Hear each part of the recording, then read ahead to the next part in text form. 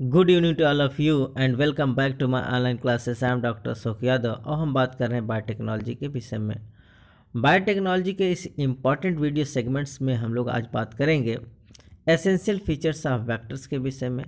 साथ ही साथ हम लोग बात करेंगे कि क्या होते हैं सेलेक्टेबल मार्कर, क्या होते हैं origin of replication, what is the cloning sites और साइज ऑफ वेक्टर्स के विषय में बहुत कुछ जानने की कोशिश करेंगे। साथ ही साथ हम लोग PBR 322 के विषय में बात करेंगे, artificial PUC eight plasmid vector के विषय में बात करेंगे और साथ ही साथ हम लोग बात करेंगे किस प्रकार से हम लोग अपने जीन ऑफ इंटरेस्ट को प्लाज्मिड के साथ किसी होस्ट सेल में ट्रांसफ़र करते हैं। ट्रांसफ़र होने के बाद किस प्रकार से हम लोग ट्रांसफॉर्मेंट एंड नॉन ट्रांसफॉर्मेंट को रिकॉग्नाइज करते हैं, किस प्रकार से हम लोग सेलेक्टेबल मार्कर के द्वारा उनमें हम रिकॉम्बिनेंट ट्रांसफार्मेट और नॉन रिकॉम्बिनेंट ट्रांसफर को पहचानने की कोशिश करते हैं और किस प्रकार से हम लोग आइसोलेट करते हैं, क्या होता है लैक्जेट जीन, इन सब के विषय में हम जानने की कोशिश करेंगे। तो आइए बच्चों, समय ज़ाया ना करते हुए हम स्टार्ट करते हैं अपने वीडियो सेगमेंट्स को, जानते हैं क्या है कुछ खास। तो सबसे पहले हम ये जान लेते हैं बच्चों, हम प्रीवियस लेक्चर्स में इसके विषय में हम डिस्कस कर चुके हैं और अब हम क्या कर रहे हैं, थोड़ा सा रिवाइव करते हैं और रिवाइव करने के बाद सीधे हम अपने टॉपिक पर बात करेंगे। अगर टॉपिक की बात हम करें तो थोड़ा सा रिवीजन कर लेने से वो सब चीज़ें आसान हो जाती हैं जो हम लोग पहले पढ़ चुके हैं। तो आइए बच्चों, हम जानने की कोशिश करते हैं what is the essential features of the vectors. Vectors के क्या एसेंशियल फीचर्स होते हैं। तो सबसे पहले हम बात करते हैं origin of replication is the one most important features of the true and suitable vectors. एक सूटेबल वेक्टर्स का जो सबसे पहला यूनिक कैरेक्टरिस्टिक फीचर्स होता है वो क्या होता है, ओरिजिन ऑफ रेप्लिकेशन। अर्थात अच्छा वेक्टर वो होता है जिसमें ORI पाया जाता है, ओरिजिन ऑफ रेप्लिकेशन पाया जाता है। दूसरा सबसे इंपॉर्टेंट कैरेक्टर जो होता है इनका सेलेक्टेबल मार्कर का पाया जाना। तो सबसे अच्छे वेक्टर्स वो भी होते हैं जिनमें सेलेक्टेबल मार्कर होता है, जो हमको ये आइडेंटिफाई करने में आसान करते हैं कि रिकॉम्बिनेंट और नॉन रिकॉम्बिनेंट को हम कैसे पहचानेंगे, ट्रांसफॉर्मेंट और नॉन ट्रांसफॉर्मेंट को हम कैसे पहचानेंगे। तो इन सब के लिए हमको क्या चाहिए बच्चों, सेलेक्टेबल मार्कर चाहिए। तो वेक्टर में ये सब चीज़ें होना चाहिए। अगला तीसरा जो सबसे इंपॉर्टेंट फैक्टर है इनके विषय में वो क्लोनिंग साइट का पाया जाना, अर्थात रिकॉग्निशन साइट, क्लोनिंग साइट, ये सब क्या होना चाहिए बच्चों, एक अच्छे वेक्टर्स में ये होना चाहिए। और साथ ही साथ साइज ऑफ वेक्टर, वेक्टर का साइज भी बहुत इंपॉर्टेंट रोल प्ले करता है। तो इस प्रकार से जो यूनिक कैरेक्टरिस्टिक फीचर है, it is the type of the essential feature, that is the characteristic feature of the vector. तो क्या क्या होना चाहिए, पहला होता है ओरिजिन ऑफ रिप्लिकेशन का पाया जाना, दूसरा होता है सेलेक्टेबल मार्कर का पाया जाना, तीसरा होता है क्लोनिंग साइट्स का पाया जाता है और चौथा होता है साइज ऑफ वेक्टर। तो ये चार इंपॉर्टेंट फीचर्स हैं एक वेक्टर्स के लिए। आइए हम एक एक करके इनके विषय में जानने की कोशिश करते हैं। सबसे पहले हम बात कर लेते हैं origin of replication. What is the origin of replication, क्या होता है ओरिजिन ऑफ रिप्लिकेशन। तो ओरिजिन ऑफ रिप्लिकेशन क्या होता है, it is the sequences from which replication start. ये एक प्रकार का सीक्वेंस होता है जहाँ से रिप्लिकेशन की प्रक्रिया शुरू होती है। तो ORI एक ऐसा साइट होता है, एक ऐसा सीक्वेंस होता है जहाँ से रिप्लिकेशन की प्रक्रिया शुरू होती है, अर्थात जहाँ हमारा जो हमारा जीन ऑफ इंटरेस्ट जहाँ लगता है, अर्थात जहाँ हम अपने जीन ऑफ इंटरेस्ट को जोड़ते हैं, ठीक होता है। और जोड़ने के बाद हमारा जीन ऑफ रिप्लिकेशन कितनी बार क्लोनिंग करेगा, कितना उसका जो क्लोनिंग होता है, जो रिप्लिकेशन की प्रक्रिया होती है वो कहाँ से स्टार्ट होती है, ORI से शुरू होता है। तो ORI क्या है, it is a type of the sequence from which replication start. ये एक प्रकार का सीक्वेंस है जहाँ से रिप्लिकेशन की प्रक्रिया स्टार्ट होती है।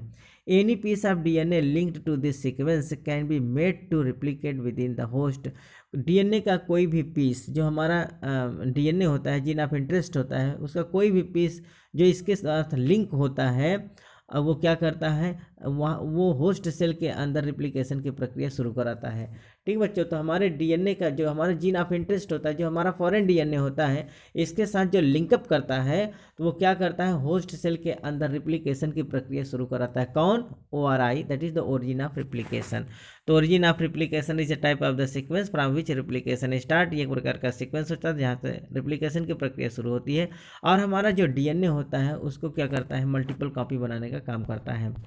दूसरा जो सबसे इंपॉर्टेंट चीज़ है बच्चों वो है सेलेक्टेबल मार्कर का पाया जाना। अब बात करते हैं what is the selectable marker, है क्या सेलेक्टेबल मार्कर। तो सेलेक्टेबल मार्कर क्या है, gene on the basis of which you can select the transformant and non transformant vector. ये एक प्रकार का जीन होता है जो हमको ये समझने में आसान करता है कि हम ट्रांसफॉर्मेंट और नॉन ट्रांसफॉर्मेंट वेक्टर को कैसे पहचानेंगे। तो selectable marker is a type of the gene on the basis of which you can select the transformant and non transformant vector. एक प्रकार का जीन होता है जिसके द्वारा हम ये सेलेक्ट कर पाते हैं कि ट्रांसफॉर्मेंट कौन है और नॉन ट्रांसफॉर्मेंट वेक्टर कौन है। तो नॉन ट्रांसफॉर्मेंट को नॉन ट्रांसफॉर्मेंट से अलग कौन कराता है? Selectable marker. तो अगर हम बात कर लेते हैं कि सेलेक्टेबल मार्कर कौन कौन से होते हैं, फॉर एग्जांपल अगर हम देखें तो antibiotic resistance gene like tetracycline resistance, ampicillin resistance, kanamycin resistance, ये एक प्रकार का एंटीबायोटिक रेजिस्टेंस जीन होता है। Selectable marker is a type of the antibiotic resistance gene. यह बच्चों पर रिमार्क कर लीजिए, it is very very most important. Selectable marker का दूसरा नाम क्या होता है? Antibiotic resistance gene. ठीक बच्चों, तो selectable marker is a type of the antibiotic resistance just such as कौन कौन से होते हैं? Tetracycline resistance, ampicillin resistance and kanamycin resistance. अर्थात ये इन दवाइयों को रिस्ट्रिक्ट करने वाला जीन होता है जो बैक्टीरिया सेल के अंदर डेवलप होता है। कैसे बच्चों? जो टेट्रासाइक्लिन होता है, टेट्रासाइक्लिन के लिए जो जीन बनाता है बैक्टीरिया, उसको कहते हैं टेट्रासाइक्लिन रेजिस्टेंस जीन। फिर ampicillin resistance gene as well as the kanamycin resistance gene. Remember that normal E. coli cells do not carry resistance against any of these antibiotic. Very very most important बच्चों, आप ये remark कर लीजिए, it is a type of the remarkable facts. ये एकदम remarkable fact है कि normal E coli cell के अंदर किसी प्रकार का कोई एंटीबायोटिक सच एज द, जैसे ये तीनों एंटीबायोटिक का हमने नाम लिया है, tetracycline, ampicillin as well as the kanamycin, इन सब एंटीबायोटिक्स के लिए किसी नॉर्मल बैक्टीरियल सेल के अंदर किसी प्रकार का कोई जीन पहले से नहीं होता है। ठीक बच्चों, तो किसी भी सिंपल ई कोलाई सेल्स के अंदर इन सब एंटीबायोटिक्स के लिए पहले से कोई एंटीबायोटिक रेजिस्टेंट जीन नहीं होता है।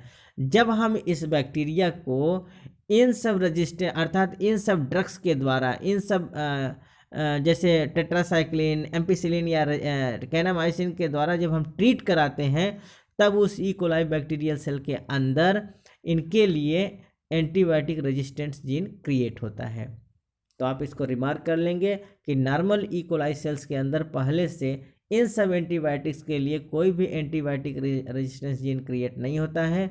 लेकिन जब हम इनमें ट्रीट कराते हैं टेट्रासाइक्लिन में, एम्पिसिलिन में या कैनामाइसिन में, तो इनके अगेंस्ट वो क्या कर लेते हैं? एंटीबायोटिक रेजिस्टेंस जीन क्रिएट कर लेते हैं। इसीलिए बच्चों हम आपको एक इम्पॉर्टेंट फैक्ट बता दें कि जब आप किसी बैक्टीरिया को मारने के लिए एंटीबायोटिक्स यूज करें तो उस एंटीबायोटिक्स का फुल डोज लेना चाहिए, अर्थात पूरा कोर्स करना चाहिए। अगर बाय द वे आप बीच में उसको बंद कर देते हैं और उसमें से कुछ बैक्टीरिया जिंदा रह जाते हैं, तो वो बैक्टीरिया क्या करते हैं कि उस एंटीबायोटिक्स को क्या कर लेते हैं? याद कर लेते हैं, अर्थात कुल मिलाकर अपने मेमोरी में रख लेते हैं और फिर उनके लिए वो एंटीबायोटिक रेजिस्टेंस जीन क्रिएट कर लेते हैं।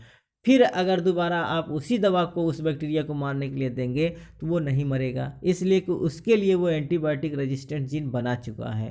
तो इसीलिए जब आप कोई कोर्स करिए या किसी बैक्टीरिया को मारने के लिए आप दवा लीजिए एंटीबायोटिक्स, तो उसका फुल डोज लेना चाहिए, पूरा कोर्स करना चाहिए। अगर बीच में आप उसको ड्रॉप कर देते हैं तो उसमें से जो बचे हुए बैक्टीरिया होते हैं उस ड्रग्स के खिलाफ एंटीबायोटिक रेजिस्टेंस जीन बना लेते हैं। इसके पहले जब तक आप उस दवा को यूज नहीं कर रहे हैं तब तक उसके पहले उनके पास कोई एंटीबायोटिक रेजिस्टेंस जीन पहले से नहीं होता है।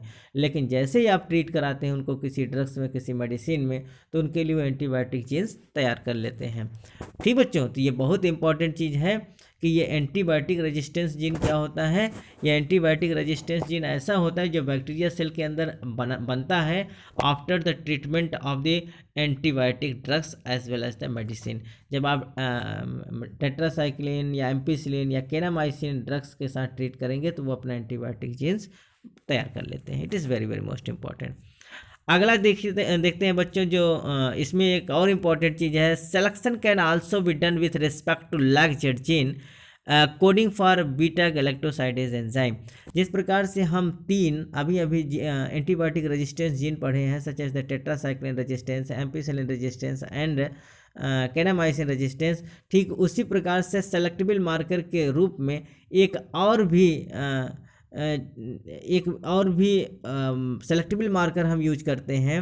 अब वो कौन सा है बच्चों? उसको हम कहते हैं लैग-जेड जीन। ये क्या है? It is also type of the gene. जिस प्रकार से वहाँ एंटीबायोटिक रेजिस्टेंस जीन था, ठीक उसी प्रकार से ये भी एक जीन है जिसको हम लैग-जेड जीन कहते हैं। और ये लैग-जेड जीन ये किसको कोड करता है? ये बीटा गैलेक्टोसाइडेज एंजाइम के लिए कोड करता है। किसके लिए? It is coding for beta galactosidase enzyme. ठीक बच्चों, ये एंटीबायोटिक रेजिस्टेंस जीन नहीं है, it is a type of the light jet gene. और ये क्या करता है? ये बीटा गैलेक्टोसाइडेज एंजाइम के लिए क्या करता है? कोड करता है। लेकिन ये भी क्या है? It is also type of the selectable marker. ये भी एक प्रकार का सेलेक्टेबल मार्कर है which is useful for the selections of the transformant and non transformant. Non transformant और ट्रांसफार्मेंट को सेलेक्ट करने के लिए ये भी एक प्रकार का सेलेक्टिव मार्कर है जिसका यूज हम लोग करते हैं। ठीक बच्चों, तो एक प्रकार का ये लैक्जेट जीन होता है जो कोड करता है बीटा गैलेक्टोसाइडेज एंजाइम के लिए। ठीक बच्चों, this enzyme utilises it's substrate and produce blue colour products. Very very most important, ये एंजाइम कौन सा एंजाइम? जिसको हम कहते हैं बीटा गैलेक्टोसाइडेज एंजाइम। ये बीटा गैलेक्टोसाइडेज एंजाइम जो होता है ये अपने सबस्ट्रेट को यूटिलाइज करता है, अपने सबस्ट्रेट के साथ मिलकर एक ब्लू कलर क्या करता है? ब्लोइंग करता है। अर्थात ये ब्लू कलर प्रोड्यूस करता है। अपना जो बैक्टीरियल कॉलोनी के चारों तरफ, बैक्टीरियल कॉलोनी के किनारे किनारे क्या करता है? एक प्रकार का इन्फ्लोरेसेंस क्रिएट करता है जो कैसा होता है? ब्लू कलर का होता है। और ये बताता है कि ये जो बैक्टीरिया है वो नॉन ट्रांसफॉर्मेंट है। ठीक बच्चों, कैसा? अर्थात सॉरी, नॉन रिकॉम्बिनेंट है। उसको हम क्या कहते हैं? Non recombinant. तो नॉन रिकॉम्बिनेंट ट्रांसफॉर्मेंट को कंफर्म करने के लिए कैसा कलर आता है? अर्थात वो ब्लू कलर दिखाई देता है। और ये ब्लू कलर जो होता है वो किसके द्वारा आता है बच्चों? ये आता है, ये जो हमारा बीटा गैलेक्टोसाइडेज एंजाइम है, ये बीटा गैलेक्टोसाइडेज एंजाइम अपने सबस्ट्रेट के साथ मिलकर, अब वो सबस्ट्रेट क्या होता है? X gal. क्या होता है? यक्स गेल सबस्ट्रेट एक होता है। It is a type of the molecules. X gal substrate एक प्रकार का ऐसा मॉलिक्यूल्स है जो बीटा गैलेक्टोसाइडेज एंजाइम के द्वारा रिएक्शन करके क्या करता है बच्चों? एक कलर प्रोड्यूस करता है। किस कैसा कलर? Blue colour. अर्थात ये ब्लू कलर क्या करता है? प्रोड्यूस करता है। ठीक बच्चों, it is very very most important. तो ये भी क्या है? एक प्रकार का ये भी सेलेक्टेबल मार्कर होता है। आइए हम अगला बात करते हैं क्लोनिंग साइट्स के विषय में, क्योंकि ये भी मैंने बताया कि एक अच्छा प्लाज्मिड वो होता है जिसमें क्या होना चाहिए? ओरिजिन ऑफ रिप्लिकेशन होना चाहिए। दूसरा क्या होता है? उसमें सेलेक्टेबल मार्कर होना चाहिए। और तीसरा जो सबसे इंपॉर्टेंट कैरेक्टर है बच्चों उनका, वो क्या होना चाहिए? क्लोनिंग साइट होना चाहिए। तो आइए बात करते हैं क्लोनिंग साइट क्या होता है। They are the site where cut will be made by the restriction enzyme. ये एक ऐसा साइट होता है, एक ऐसा रिकॉग्निशन साइट है जहाँ से हमारे रेस्ट्रिक्शन एंजाइम कट लगाता है। ठीक बच्चों, अर्थात हमारा रेस्ट्रिक्शन एंजाइम जो होता है वो अपना रिकग्निशन साइट होता है, वो इसका एक सीक्वेंस पहचान कर उसी पर वो कट लगाता है। तो क्लोनिंग साइट क्या होता है बच्चों? एक प्रकार का हमारा रिकग्निशन साइट होता है, एक प्रकार का हमारा रिस्ट्रिक्शन साइट होता है जहाँ से हमारा रिस्ट्रिक्शन एंडोन्यूक्लियेज एंजाइम क्या करता है? कट लगाता है। They are also called as recognition site, इसीलिए इसको हम रिकग्निशन साइट भी कहते हैं। अर्थात हमारा रिस्ट्रिक्शन एंजाइम जो होता है वहाँ जाके रिकग्नाइज करता है, पहचानता है, और पहचान के फिर वहीं कट लगाता है, और वहीं से हमारा क्लोनिंग प्रक्रिया स्टार्ट होता है। तो they are present within the selectable marker. और ये जो क्लोनिंग साइट्स होते हैं वो कहाँ पाए जाते हैं? सेलेक्टेबल मार्कर के बीच में पाए जाते हैं। जैसा कि हम लोग अभी बात कर रहे थे, टेट्रासाइक्लिन एंड एम्पिसिलिन ऐसे सेलेक्टेबल मार्कर हैं जिनके बीच में ये क्या होते हैं? क्लोनिंग साइट होते हैं। ठीक बच्चों, ये जो क्लोनिंग साइट होते हैं वो रिकग्निशन साइट्स वो सॉरी सेलेक्टेबल मार्कर के बीच में होते हैं। और ये क्या होते हैं? जब सेलेक्टेबल मार्कर के बीच में हमारा रिस्ट्रिक्शन एंजाइम जाके कट लगाता है तो वहीं हमारा जीन ऑफ इंटरेस्ट जोड़ता है और वहीं से हमारा क्लोनिंग प्रक्रिया शुरू होता है। तो आप इसको रिमार्क कर लेंगे कि जो हमारे रिकग्निशन साइट होते हैं वो सेलेक्टेबल मार्कर पर होते हैं, और सेलेक्टेबल मार्कर पर ही हमारे क्या होते हैं? रिस्ट्रिक्शन एंजाइम्स होते हैं। अब वो रिस्ट्रिक्शन एंजाइम अपना रिकग्निशन साइट देखकर वहीं कट लगाते हैं और वहीं हमारा जीन ऑफ इंटरेस्ट भी जोड़ा जाता है, वहीं जाके लाइगेज करता है। ठीक बच्चों, it is very very most important. अगला एक और भी इम्पॉर्टेंट कैरेक्टर होता है क्लोनिंग साइट का, वो क्या होता है बच्चों? क्लोनिंग, यहाँ देखिए ये लिखा गया है, the cloning needs to have very few preferably single recognition sites for the commonly used restriction enzyme. तो हम जो प्रीफर करते हैं बच्चों, ये प्रीफर करते हैं कि एक रिस्ट्रिक्शन एंजाइम के लिए एक रिकग्निशन साइट होना चाहिए। ठीक बच्चों, अर्थात एक रिस्ट्रिक्शन एंडोन्यूक्लियेज एंजाइम के लिए एक रिकग्निशन साइट होना चाहिए। अर्थात एक से ज़्यादा अगर रिकग्निशन साइट एक रिस्ट्रिक्शन एंजाइम के लिए हो जाएगा तो वो रिस्ट्रिक्शन एंजाइम अपना सीक्वेंस पहचान कर सब जगह जाके कट लगा देगा और हमारा प्लाज्मिड क्या हो जाएगा, बर्बाद हो जाएगा। तो ये अच्छा चीज़ है, ये बहुत बढ़िया चीज़ होता है कि एक प्लाज्मिड वेक्टर के अंदर बहुत सारे रिस्ट्रिक्शन एंजाइम के साइट होने चाहिए, बहुत सारे क्लोनिंग साइट होने चाहिए, बहुत सारे रिकॉग्नाइज साइट होना चाहिए। और लेकिन ये ज़रूरी नहीं होना चाहिए, ये नहीं होना चाहिए कि एक रिस्ट्रिक्शन एंजाइम के लिए एक से ज़्यादा रिकग्निशन साइट हो। अगर एक से ज़्यादा रिकग्निशन साइट हो जाएगा तो वो रिस्ट्रिक्शन एंजाइम सब जगह जाके कट लगा देगा और हमारा प्लाज्मिड क्या हो जाएगा, बर्बाद हो जाएगा। तो वही कहा गया इसमें, the vector need to have very few preferably single recognize sites for the commonly used restriction site. अर्थात ये हमको प्रीफर करना चाहिए कि एक रिस्ट्रिक्शन एंजाइम के लिए केवल एक ही रिकग्निशन साइट होना चाहिए। अगर एक से ज़्यादा हो जाएगा तो फिर वो क्या हो जाएगा, बर्बाद कर देगा किसको, प्लाज्मिड को। अगला हम देख लेते हैं बच्चों, जो अगला इसका सबसे इंपॉर्टेंट फैक्ट है वो क्या है, साइज ऑफ वेक्टर। तो वेक्टर का साइज भी क्या होना चाहिए बच्चों, छोटा होना चाहिए। Size of vector should be small as large molecules have tendency to break down during the purification. तो वेक्टर का छोटा होना भी बहुत इंपॉर्टेंट चीज़ होता है, जिससे वो किसी हमारे होस्ट सेल के अंदर आसानी से क्या करे, एंट्री कर सके। ठीक बच्चों, तो it is all about the 4 important essential unique characteristic of the suitable plasmids. तो सूटेबल प्लाज्मिड का ये 4 सबसे एसेंशियल फीचर्स था, आप इसको रिमार्क कर लेंगे। It is the very most important features for the good, that is the suitable plasmid. एक गुड और सूटेबल प्लाज्मिड के लिए ये 4 चीज़ होना बहुत ज़रूरी है। क्या क्या बच्चों, सबसे पहले ORI का पाया जाना, that is the origin of replication. दूसरा क्या होना चाहिए, सेलेक्टेबल मार्कर का होना जरूरी होता है। तीसरा होता है क्लोनिंग साइट और चौथा होता है साइज ऑफ वेक्टर। ये 4 एसेंशियल फीचर्स हैं किसके, एक गुड प्लाज्मिड के। आइए अब हम जान लेते हैं vectors commonly used in recombinant DNA technology. ऐसे कौन कौन से वेक्टर हैं जो हम अपने रिकॉम्बिनेंट DNA टेक्नोलॉजी में यूज करते हैं, अर्थात जो हम एक लैब में इन वाइट्रो प्रोसेस में यूज करते हैं बच्चों अपने लैब में।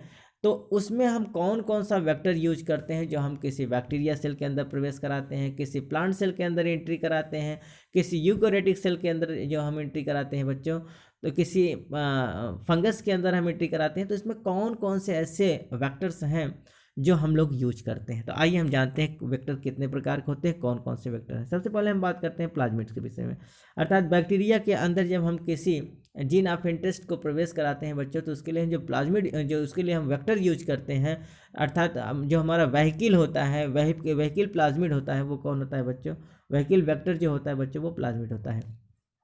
तो बैक्टीरियल सेल के अंदर अगर हम अपने जीन ऑफ इंटरेस्ट को एंट्री कराना चाहेंगे तो उसके लिए हमको एक व्हीकल चाहिए, एक सवारी चाहिए, और सवारी के रूप में हम लोग किसका यूज करते हैं, प्लाज्मिड का। दूसरा होता है बच्चों bacteriophages. Bacteriophages is also used as the vectors for insert our in gene of interest, that is the desired gene. अपने डिजायर्ड जीन को या जीन ऑफ इंटरेस्ट को किसी दूसरे होस्ट सेल के अंदर प्रवेश कराने के लिए हम बैक्टीरियोफेज का भी प्रयोग करते हैं।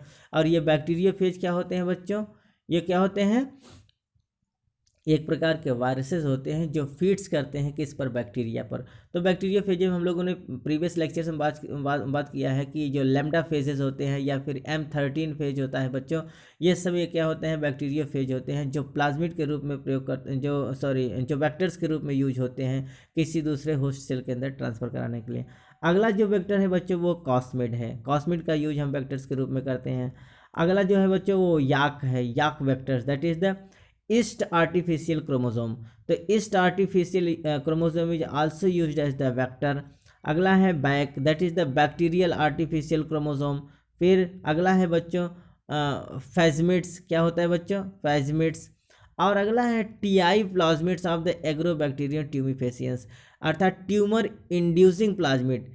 क्या होता है बच्चों, ट्यूमर इंड्यूसिंग प्लाज्मिड। ये हम कहाँ से बनाते हैं, एग्रोबैक्टीरियम ट्यूमिफेसियंस से बनाते हैं। कहाँ से बनाते हैं बच्चों, agrobacterium tumefaciens which is commonly used for cloning in the plants. ये हम क्या करते हैं बच्चों, प्लांट सेल में अगर हम अपने जीन ऑफ इंटरेस्ट को पहुंचाना चाहते हैं तो उसके लिए हम जिस प्लाज्मिड का प्रयोग करते हैं उसको हम कहते हैं एग्रोबैक्टीरियम ट्यूमिफेसियंस। और ये जिस बैक्टीरिया का यूज करते हैं वो कौन सा बैक्टीरिया बच्चों, एग्रोबैक्टीरियम ट्यूमिफेसियंस। और इसका जो प्लाज्मिड होता है बच्चों उसको हम टीआई प्लाज्मिड कहते हैं, अर्थात ट्यूमर इंड्यूसिंग प्लाज्मिड कहते हैं। तो ये कुल प्लाज्मिड है, ये ये सब वेक्टर्स हैं जो हम लोग कॉमनली यूज करते हैं अपने जीन ऑफ इंटरेस्ट को ट्रांसफ़र करने के लिए किसी होस्ट सेल के अंदर। ठीक बच्चों, तो आइए बच्चों हम और जान लेते हैं, ये अब डिटेल्स में जानते हैं एक एक के विषय में कि प्लाज्मिड्स क्या होते हैं। They are found in bacterial cells and some yeast cells. ये जो प्लाज्मिड होते हैं बच्चों ये बेसिकली कहाँ पाए जाते हैं, बैक्टीरियल सेल्स के अंदर पाए जाते हैं और कुछ ईस्ट सेल के अंदर भी देखने को मिलते हैं। ठीक बच्चों, तो ईस्ट सेल में ये देखने को मिलते हैं और साथ ही साथ बैक्टीरियल सेल में। तो मोस्ट कॉमनली कहाँ पाए जाते हैं, बैक्टीरियल सेल में ये देखने को मिलते हैं प्लाज्मिड। और इनका यूज हम क्या करते हैं, अपने जीन ऑफ इंटरेस्ट को किसी बैक्टीरियल सेल्स के अंदर अर्थात होस्ट सेल के अंदर इंसर्ट कराने का काम करते हैं। तो आइए जान लेते हैं what is the unique features of the plasmid. Plasmid के कुछ विशेष कैरेक्टरिस्टिक होते हैं, तो वो कौन होते हैं बच्चों। सबसे पहले हम जानते हैं कि एक्स्ट्रा क्रोमोसोम, ये क्या होता है बच्चों, ये एक्स्ट्रा क्रोमोसोमल डीएनए होता है। Plasmid is a type of the extra chromosomal DNA which is commonly found in the bacterial cell as well as the some yeast cells. कुछ ईस्ट सेल्स के अंदर पाया जाता है और मोस्ट कॉमनली बैक्टीरियल सेल के पाए जाने वाला ये क्या होता है, प्लाज्मिड होता है। और इसके फीचर को अगर हम जानेंगे तो ये क्या होता है, सबसे पहले ये एक्स्ट्रा क्रोमोसोमल डीएनए कहा जाता है। दूसरा ये क्या होता है बच्चों, सर्कुलर होता है। कैसा होता है, ये सर्कुलर होता है, डबल स्ट्रैंडेड होता है। जैसा कि आप ऐसे देखे होंगे ये प्लाज्मिड है, तो ये क्या होता है, ये सर्कुलर होता है, डबल स्ट्रैंडेड होता है। इसको हम एक्स्ट्रा क्रोमोसोमल डीएनए भी कहते हैं, which is non essential for the bacterial cell. Bacterial cell के लिए इसका बहुत ज़्यादा एसेंशियल नहीं होता, ये बहुत ज़्यादा उपयोगी नहीं होता है। ये क्या होता है बच्चों, ऑटोनॉमस भी होता है। ये क्या होता है, अर्थात स्वायत्त से भी, इसको ऑटोनॉमस कहते हैं, ये ऑटोनॉमस होता है। अगला जो होता है self replicating piece of the DNA, ये डीएनए का सेल्फ रिप्लिकेटिंग पीस होता है जो अपने आप ही रिप्लिकेशन करता है। इसके लिए किसी दूसरे डीएनए की ज़रूरत नहीं होती है, प्लाज्मिड अपने आप ही रिप्लिकेशन करने की क्षमता रखता है। ठीक बच्चों, तो ये इसके क्या है, यूनिक कैरेक्टरिस्टिक फीचर हैं। They may confirm the property of the antibiotic resistance gene और वायरुलेंस, अर्थात ये एंटीबायोटिक रेजिस्टेंस और वायरुलेंस के प्रॉपर्टी को भी क्या करते हैं बच्चों, कन्फर्म करते हैं। तो ये इनके कुछ बेसिक कैरेक्टरिस्टिक हैं, एक बार फिर से जान लीजिए। ये एक्स्ट्रा क्रोमोसोमल डीएनए होते हैं, ये सर्कुलर होते हैं, गोलाकार होते हैं, डबल स्ट्रैंडेड होते हैं, अर्थात इसमें डबल स्ट्रैंडेड डीएनए ये हैं। ऑटोनॉमस होते हैं, self replicating piece of DNA, ये डीएनए के सेल्फ रिप्लिकेटिंग पीस कहे जाते हैं। ये नॉन एसेंशियल होते हैं। They may confirm the property of antibiotic resistance और द वायरुलेंस, अर्थात ये वायरुलेंस या फिर एंटीबायोटिक रेजिस्टेंस को क्या करते हैं, कन्फर्म करने का काम करते हैं।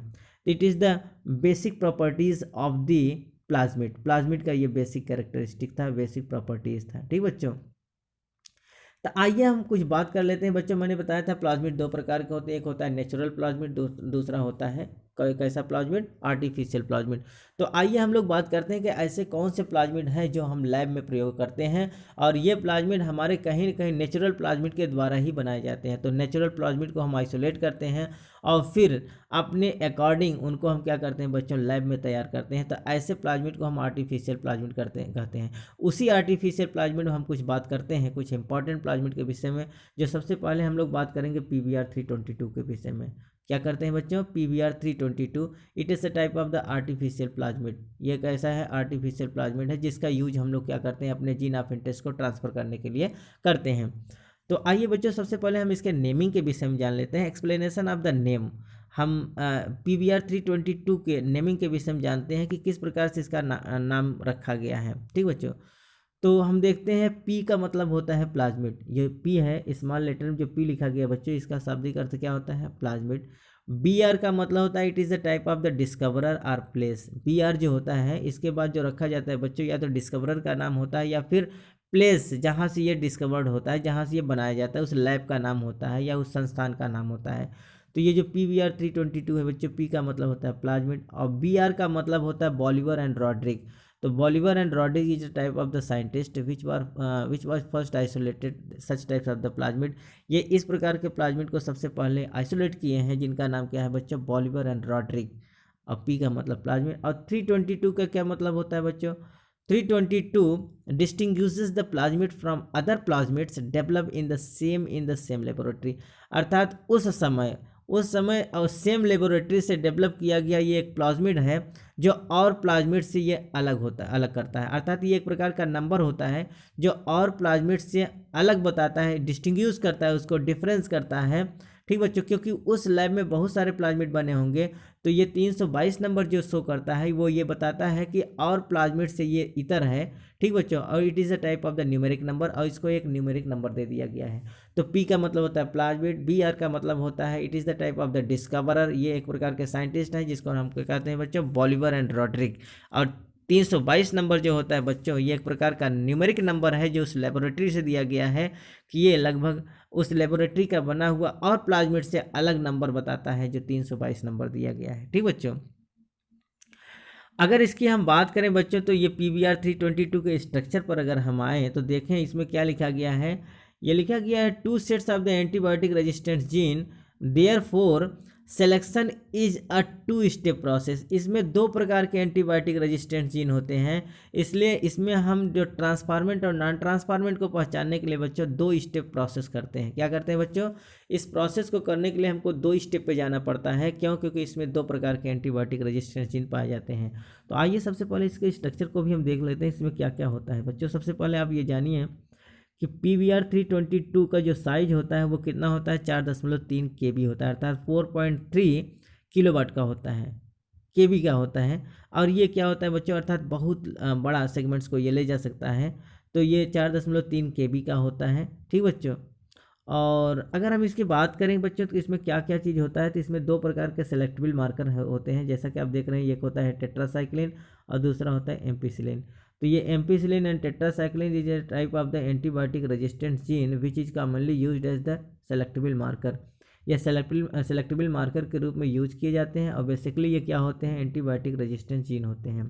साथ ही साथ इसमें देखेंगे तो ओरिजिन ऑफ रिप्लिकेशन होता है, जैसा कि हमने बात किया कि एक अच्छा प्लाज्मिड वो होता है जिसमें ओरिजिन ऑफ रिप्लिकेशन पाया जाना चाहिए, और इसमें एक ROP पाया जाता है।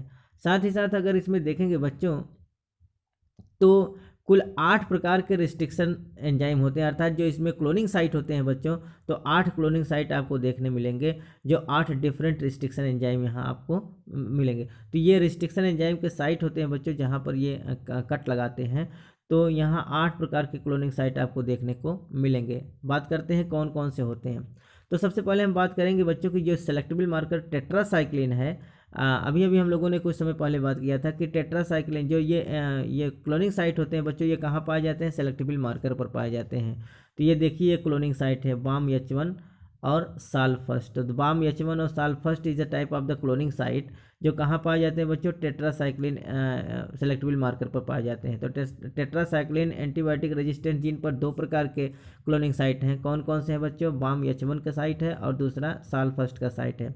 इसी प्रकार से हम एम्पिसिलिन पर अगर देखेंगे तो बच्चों एम्पिसिलिन भी एक प्रकार का एंटीबायोटिक रेजिस्टेंट जीन है, और ये भी सेलेक्टिव मार्कर के रूप में यूज किया जाता है। यहाँ भी आपको 2 रिकॉग्निशन साइट देखने को मिलेगा, और वो होता है PVU first and PST first. क्या होता है बच्चों, PVU first and PST first, 2 recognition site आपको यहाँ देखने को मिलेगा, 2 क्लोनिंग साइट यहाँ देखने को मिलेगा। साथ ही साथ आप अगर देखेंगे तो यहाँ देखिए 3 रिकग्निशन साइट या 3 क्लोनिंग साइट आपको यहाँ देखने को मिल रहा है। वो कौन है बच्चों, EcoR फर्स्ट, क्लाव फर्स्ट और Hind third. EcoR first, clove first और हिंद थर्ड, इस प्रकार से 3 जो होते हैं वो यहाँ पाए जाते हैं। इन तीनों को मिलाकर बच्चों हम MCS कहते हैं, मल्टीपल क्लोनिंग साइट्स कहते हैं। जब एक से ज़्यादा मतलब बहुत सारे क्लोनिंग साइट्स या रिकग्निशन साइट एक जगह होते हैं बच्चों, तो उसको हम क्या कहते हैं, MCS कहते हैं, अर्थात मल्टीपल क्लोनिंग साइट्स कहते हैं। तो ये हो गए। साथ ही साथ यहाँ देखेंगे बच्चों की ROP पर भी एक प्रकार का रिकग्निशन साइट है जिसको हम PVU सेकेंड कहते हैं। क्या कहते हैं बच्चों, PVU सेकेंड कहते हैं। इस प्रकार से अगर आप कुल मिलाकर देखें तो यहाँ 8 प्रकार के रिकग्निशन साइट आपको देखने को मिल रहा है। सबसे पहले BAM-H1 और ये साल फर्स्ट 2 हो गया, इधर PVU 3, PST 4, PVU 5, EcoR first 6, class 7 and Hind third 8।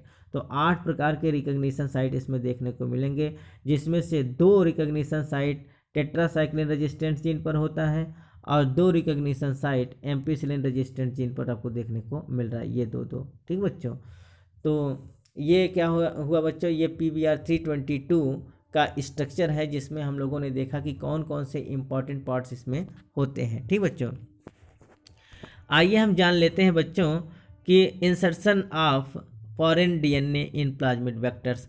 अब देखते हैं कि ये प्लाज्मिड वेक्टर किस प्रकार से हमारे क्या करते हैं बच्चों, insertion of the foreign DNA in plasmid vector. जो हम लोग अपना फॉरेन डीएनए या जीन ऑफ इंटरेस्ट है उसको हम प्लाज्मिड के अंदर कैसे इंसर्ट कराते हैं, किस प्रकार से हम लगाते हैं, आइए बच्चों हम इसके विषय में बात करते हैं। Foreign DNA is ligated at the restriction site present in one or two antibiotic resistant gene। जो हम लोगों का फॉरेन डीएनए होता है बच्चों, जीन ऑफ इंटरेस्ट होता है, उसको हम क्या करते हैं बच्चों, रेस्ट्रिक्शन साइट पर लगाते हैं। क्या लगाते हैं बच्चों, रेस्ट्रिक्शन साइट। जैसा कि हम लोग अभी अभी बात किए हैं कि रेस्ट्रिक्शन साइट जो होता है या रिकग्निशन साइट होता है या क्लोनिंग साइट, तीनों एक ही का नाम होता है। चाहे रेस्ट्रिक्शन साइट आप कहिए, चाहे रिकग्निशन साइट कहिए, चाहे क्लोनिंग साइट कहिए, ये इस साइट पर क्या होता है बच्चों कि जो हमारा जीन ऑफ इंटरेस्ट होता है वहीं जाके जोड़ा जाता है। ठीक बच्चों, अर्थात जो लाइगेज माने होता है, लाइगेटेड माने जोड़ा जाना। तो ये देखिए हम लोगों का ये जो जीन ऑफ इंटरेस्ट है इसको हम जीन ऑफ इंटरेस्ट कहते हैं। ये जीन ऑफ इंटरेस्ट कहाँ के जुड़ा है, यहाँ जुड़ा है। और ये स्थान कौन सा है, ये देखिए बाम H1 जहाँ था, ये हमारा क्या है, ये सेलेक्टेबल मार्कर है। It is a type of antibiotic resistant gene. ठीक बच्चों, तो जैसा कि यहाँ लिखा गया है कि दो एंटीबायोटिक रेजिस्टेंट जीन होते हैं, एक टेट्रासाइक्लिन होता है, यहाँ क्या लिखा गया, एक टेट्रासाइक्लिन और दूसरा एम्पिसिलिन। तो जो हमारा फॉरेन डीएनए होता है, जैसा कि आप यहाँ देख रहे हैं फॉरेन डीएनए टेट्रासाइक्लिन पर लगा है, तो जो हमारा फॉरेन डीएनए होता है या जीन ऑफ इंटरेस्ट होता है या डिजायर्ड जीन जो होता है बच्चों, वो क्या होता है, जो रिकग्निशन साइट होता है, रिकग्निशन साइट कहाँ बनाए जाते हैं, जो सेलेक्टेबल मार्कर होते हैं उन्हीं के बीच में बनाए जाते हैं। तो रिकग्निशन साइट पर जाके जुड़ते हैं। अब वो रिकग्निशन साइट कहाँ होते हैं, एंटीबायोटिक रेजिस्टेंट जीन पर होते हैं। तो ये मान के चलिए कि जो हमारा जीन ऑफ इंटरेस्ट होगा वो कहाँ जाके जुड़ता है, रिकग्निशन साइट पर जाके जुड़ता है, या उसी को हम कहेंगे एंटीबायोटिक रेजिस्टेंट जीन पर जाके जुड़ता है, या उसी को हम कह सकते हैं सेलेक्टेबल मार्कर पर जाके जुड़ता है। ठीक बच्चों, तो it is very very most important, जैसा कि आप यहाँ देख रहे हैं। ठीक, तो ये हमारा जीन ऑफ इंटरेस्ट है, ये आके हमारा सेलेक्टेबल मार्कर पर जुड़ा है जिसको हम टेट्रासाइक्लिन कह रहे हैं। ठीक बच्चों, तो यहीं पर आकर जोड़ते हैं ये। आगे अब हम देख लेते हैं, जब ये जुड़ जाते हैं तो अब ये देख रहे हैं, देखिए जुड़ने के बाद अब देखिए बच्चों, जो हमारा जीन ऑफ इंटरेस्ट होता है उसके जुड़ने का मतलब हमारे प्लाज्मिड से जुड़ने के लिए कुल कौन से कितने चांसेस हैं, दो प्रकार की पॉसिबिलिटीज़ बन रही है। कितने पॉसिबिलिटीज़ बन रही है, दो प्रकार के चांसेस बन रहे हैं। पहला तो ये कि जो हम लोगों ने जीन ऑफ इंटरेस्ट को आइसोलेट किया है या कट करके अलग किया है, साथ ही साथ जो हमारा प्लाज्मिड कट रहा है वहाँ दो चांसेस क्या बनते हैं। एक तो ये हो सकता है कि मे बी ये जो हमारा जीन ऑफ इंटरेस्ट है ये प्लाज्मिड से आकर जुड़े, और दूसरा ये भी हो सकता है कि ये प्लाज्मिड जुड़ने से पहले ही ये अपना ब्लंट एंड पर क्या हो जाके जुड़ जाए अपने आप ही। अर्थात कभी कभी ये हो सकता है कि जैसे हमने एक चीज़ ये काटा, जैसा आप ये देख रहे हैं कि ये हमारा क्या है, एक मिनट, ये हमारा क्या है, ये हमारा प्लाज्मिड है और ये हमारा जीन ऑफ इंटरेस्ट है। हमने इधर जीन ऑफ इंटरेस्ट को रखा, इधर हमारा प्लाज्मिड कटा हुआ। तो कभी कभी ये होता है कि ये हमारा जीन ऑफ इंटरेस्ट इसके साथ आके जुड़ जाए। ठीक बच्चों, कभी कभी ये होगा कि ये हमारा जीन ऑफ इंटरेस्ट इसके साथ आके जुड़ जाए, ये मे बी पॉसिबल, ये भी हो सकता है। और कभी कभी ये भी हो सकता है कि हमारा जो जीन ऑफ इंटरेस्ट है बच्चों, ये क्या होगा, जैसे ये हमारा क्या है, ये हमारा प्लाज्मिड है और दूसरा हमारा क्या है, ये हमारा जीन ऑफ इंटरेस्ट है। ठीक बच्चों, और एक चीज़ और आप जान लीजिए कि ये क्या है, ये इसका कटा हुआ भाग है। सपोज दैट ये इसका कटा हुआ भाग है। ठीक, कभी कभी ये होता है कि ये दोनों न तो ये जुड़े और न तो ये जुड़े, ये ब्लंट इन पर तो कटता ही है। कभी कभी ये हो जाए कि इसके अर्थात हमारा जीन ऑफ इंटरेस्ट आने के पहले ये खुद ही आपस में जुड़ जाए। तो ये कैसा प्लाज्मिड बन गया, ये हमारा हो गया नॉन रिकॉम्बिनेंट, है ना बच्चों, अर्थात यहाँ हमारा जीन ऑफ इंटरेस्ट नहीं जुड़ा। तो यहाँ दो चांसेस हो सकते हैं, एक तो ये हो सकता है कि मे भी हमारा जीन ऑफ इंटरेस्ट आके इससे जुड़े, और एक चीज़ ये भी हो सकता है कि मे नॉट बी पॉसिबल, नहीं भी हो सकता है, अर्थात न जुड़े। तो यहाँ देखिए ये नहीं जुड़ा है, ऐसा जैसे ये है वैसे सेम ये है, अर्थात यहाँ हमारा जीन ऑफ इंटरेस्ट आके नहीं जुड़ा। तो एक पर हमारा जीन ऑफ इंटरेस्ट जुड़ा है और दूसरे पर नहीं जुड़ा, ये भी पॉसिबिलिटीज़ हो सकती है। तो जिस पर आके जुड़ता है बच्चे उसको हम कहते हैं रिकॉम्बिनेंट प्लाज्मिड। क्या कहते हैं, रिकॉम्बिनेंट प्लाज्मिड। और जिससे आकर नहीं जुड़ता है उसको हम क्या कहते हैं, यहाँ देख लीजिए, उसको हम कहते हैं नॉन रिकॉम्बिनेंट प्लाज्मिड। अर्थात जिस प्लाज्मिड से हमारा जीन ऑफ इंटरेस्ट आके नहीं जुड़ा है उसको हम कहेंगे नॉन रिकॉम्बिनेंट प्लाज्मिड, और जिससे आकर जुड़ जाता है उसको हम कहते हैं रिकॉम्बिनेंट प्लाज्मिड। ठीक बच्चों, आइए आगे हम जानने की कोशिश करते हैं। यहाँ लिखा गया है tetracycline resistance lost due to the insertion of the foreign DNA. Very very most important बच्चों, जब ये हमारा फॉरेन डीएनए आकर इसके साथ लाइगेट कर गया है तो ये हमारा जो टेट्रासाइक्लिन था बच्चों, जो हमारा एंटीबायोटिक रेजिस्टेंस जीन था, ये क्या हो गया, ये इंसर्शनल इनएक्टिवेट हो गया है। क्या हो गया बच्चों, अर्थात ये क्या हो गया, ये अब रेजिस्टेंस, जो इसके अंदर रेजिस्टेंस बनाने की टेंडेंसी थी वो क्या हो गया, वो लॉस्ट कर गया, वो खराब हो गया। क्यों, क्योंकि यहाँ हमारा जीन ऑफ इंटरेस्ट आके जुड़ गया। तो जब कोई जीन कट जाता है बच्चों, क्योंकि यहाँ कट लग गया, रिस्ट्रिक्शन एंजाइम अर्थात BAM-H1 ने इसको काट दिया, और काटने के बाद यहीं पर हमारा आके जीन ऑफ इंटरेस्ट जुड़ गया। जब हमारा जीन ऑफ इंटरेस्ट जुड़ गया तो अब इसका जो नेचर था, अर्थात जो एंटीबायोटिक रेजिस्टेंस जीन अपना काम कर रहा था एंटीबायोटिक रेजिस्टेंट करने वाला, वो सब समाप्त हो गया। ठीक बच्चों, तो वही यहाँ लिखा गया टेट्रासाइक्लिन रेजिस्टेंस लास्ट, अर्थात टेट्रासाइक्लिन रेजिस्टेंस का जो टेंडेंसी था लास्ट हो गया due to the insertion of the foreign DNA. क्यों, क्योंकि यहाँ आके फॉरेन डीएनए जुड़ गया, और इस प्रक्रिया को हम कहते हैं इंसर्शनल इनएक्टिवेशन। तो किसका इंसर्शनल इनएक्टिवेशन हुआ, अर्थात टेट्रासाइक्लिन रेजिस्टेंस जीन का इंसर्शनल इनएक्टिवेशन हो गया। क्यों, क्योंकि यहाँ हमारा जीन ऑफ इंटरेस्ट आके जुड़ गया। तो इस प्रकार का जो ट्रांसफॉर्मेट, इस प्रकार का जो जुड़ना होता है, इसको हम क्या कहते हैं बच्चों, इसको कहते हैं हम रिकॉम्बिनेंट ट्रांसफॉर्मेट, अर्थात इसको हम रिकॉम्बिनेंट प्लाज्मिड अभी कहेंगे। क्या कहेंगे बच्चों, इसको हम कहेंगे रिकॉम्बिनेंट प्लाज्मिड। और दूसरे प्रोसेस में देखिए जो दूसरा हुआ है, अर्थात यहाँ हमारा जीन ऑफ इंटरेस्ट नहीं जुड़ा है, तो यहाँ क्या कह रहा है बच्चों, यहाँ ये कह रहा है कि tetracycline resistant gene is retained. अब यहाँ क्या है बच्चों, टेट्रासाइक्लिन रेजिस्टेंट जीन अभी रिटेन्ड हुआ है, जैसा का तैसा बना। क्यों, क्योंकि यहाँ देखें, यहाँ भी tetracycline resistant gene as such है और यहाँ भी एज सच है, अर्थात यहाँ हमारा इंसर्शनल इनएक्टिवेशन नहीं हुआ। क्यों, क्योंकि यहाँ हमारा जीन ऑफ इंटरेस्ट नहीं जुड़ा है। तो यहाँ हमारा एम्पीसिलिन और टेट्रासाइक्लिन दोनों अभी अपना काम कर रहा है, लेकिन यहाँ हमारा केवल एम्पीसिलिन काम करेगा, टेट्रासाइक्लिन काम नहीं कर रहा है ड्यू टू द इंसर्शनल इनएक्टिवेशंस। ठीक बच्चों, it is very very most important. उम्मीद है बच्चों ये आपको समझ में आ गया होगा। ठीक बच्चों, आगे हम चलते हैं, बात करते हैं। अब जब हमको ये पता चल गया, ये हमारा जो है हमको ये पता चल गया कि रिकॉम्बिनेंट क्या है और नॉन रिकॉम्बिनेंट क्या है। ठीक बच्चों, अब हम बात करेंगे insertion of plasmid into the host. अभी तक हम लोग बात कर रहे थे कि हम लोग अपने जीन ऑफ इंटरेस्ट को जोड़ रहे थे किसके साथ, प्लाज्मिड के साथ। जब हम लोग प्लाज्मिड के साथ जीन ऑफ इंटरेस्ट को जोड़ लिए हैं, तो अब हम क्या करेंगे, इस प्लाज्मिड को, अर्थात जो हमारा जीन ऑफ इंटरेस्ट लिया हुआ प्लाज्मिड है, उसको हम कहाँ भेजेंगे, होस्ट सेल के अंदर। तो आइए हम प्रोसेस को जानते हैं कि how can you insert the plasmid into the host cell. Host cell के अंदर किस प्रकार से हम इंसर्ट करते हैं। तो आप देखेंगे कि ये क्या है, बैक्टीरियल सेल है, that is the host cell. ये सब क्या है, ये होस्ट सेल है, जिनके अंदर हमको क्या करना है, अपना प्लाज्मिड इंसर्ट करना है। तो ये सब होस्ट सेल है। ठीक बच्चों, तो सबसे पहले हम बात करते हैं कि होस्ट सेल के अंदर हमारा जो प्लाज्मिड होता है बच्चों, उसके इंसर्ट करने के क्या क्या चांसेस हैं। तो यहाँ बच्चों कुल 3 चांसेस हो सकते हैं। कितने चांसेस हो सकते हैं, 3 चांसेस। तो सबसे पहला चांस कौन है, ये हो गया। दूसरा चांस क्या है, ये हो गया। और तीसरा चांस क्या होगा बच्चों, तीसरा चांस ये होगा, ये तीसरा चांस है। ठीक बच्चों, तो 3 चांस कौन कौन से हैं हम आपको बता देते हैं।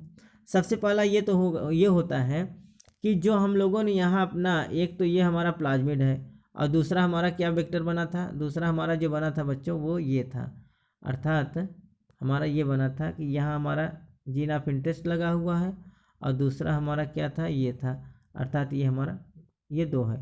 एक हमारा ये रिकॉम्बिनेंट डीएनए है, rDNA, और दूसरा जो है ये बिल्कुल वही डीएनए है जो यही प्लाज्मिड है जो पहले से था।